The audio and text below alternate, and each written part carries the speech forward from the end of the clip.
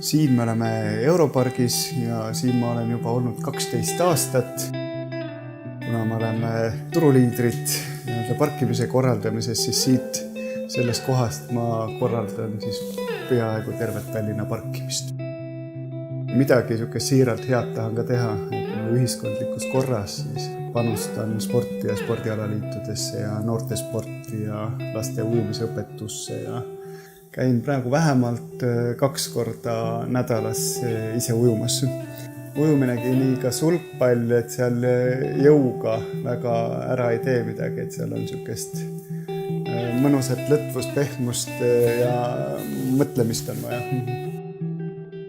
Et see asja võti ei ole hästi palju ja kiirelt ja hirmsasti rabamises, vaid optimaalses asjade läbimõtlemises, et kui võtta minu töötamise ja juhtimise filosoofia, siis see on mingis mõttes võrreldav hübriidtehnoloogiaga. Et sa teed neid asju, mis on tõeliselt vajalikud ja siis, kui need on vajalikud. Ja siis, kui on vaja pingutada, siis me oleme alati stardivalmis ja siis on meil energiat, et mulle meeldib see vaikus, et sul ei mürise, ei värise midagi ja energiasäästlikkus samamoodi nagu töös. Et puhkus on hästi oluline.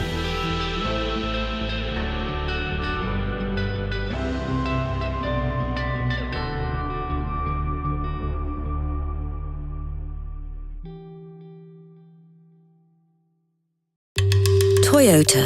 Always a better way.